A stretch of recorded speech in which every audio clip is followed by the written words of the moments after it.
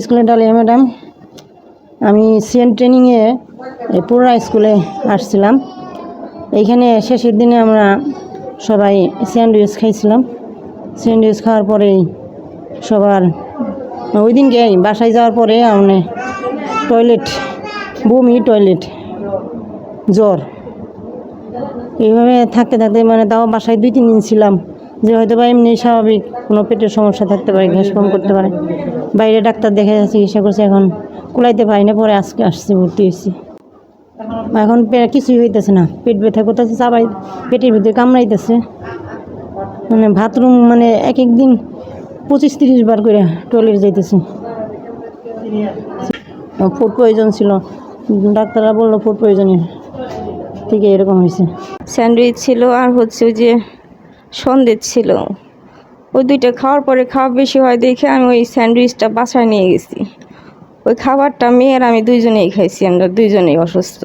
আমরা চাইতেছি বনফুলের উপরে, আমরা বাইরের খাবার একেবারেই খাই না, কিন্তু বনফুলটা দেখে আমরা একটু খাইছি আর কি। কিন্তু বনফুলে যদি এরকম হয় তাহলে কেমনে হয়?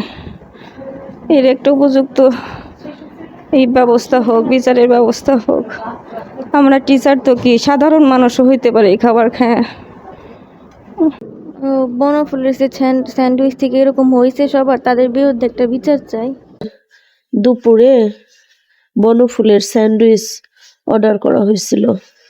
আমরা ট্রেনে ছিলাম 30 জন, আর অফিসের আরো 7-8 জন লোক ছিল।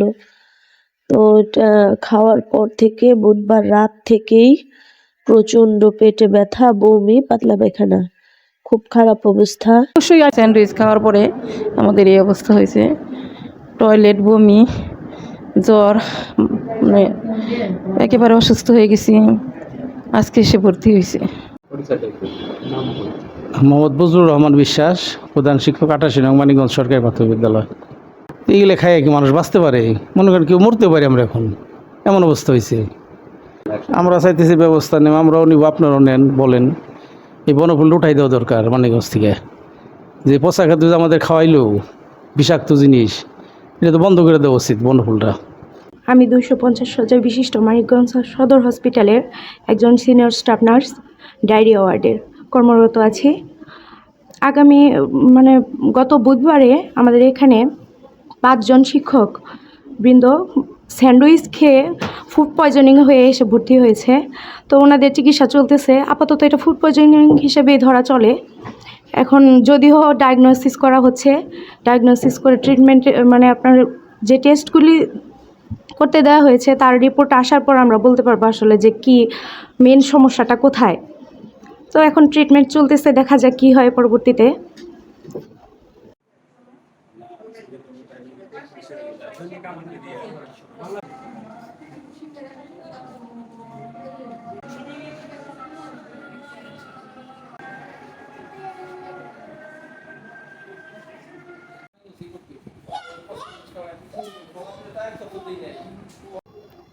জি, আমি মোহাম্মদ খান, সহকারী শিক্ষক, কর্নেল এ মালিক সরকারি প্রাথমিক বিদ্যালয়।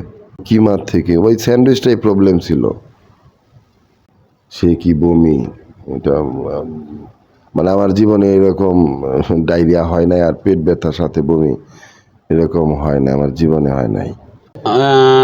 আমাদের প্রতিষ্ঠান বর্ণফলান কুং, আর আমি ম্যানেজার হিসেবে আছি দায়িত্বে, নুরুজ্জামান।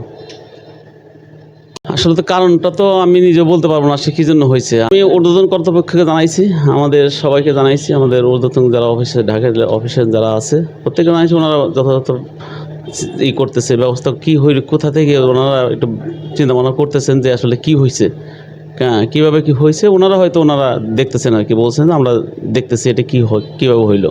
10 বছর যাবত আমরা এখানে প্রতিষ্ঠিত। তো আমাদের এরকম কখনো হয় নাই যে আমাদের খাবার দুর্নাম কখনো হয় না। এবার কীভাবে হইলো আসলে আমরা নিজেরাও বুঝতে পারতেছি না।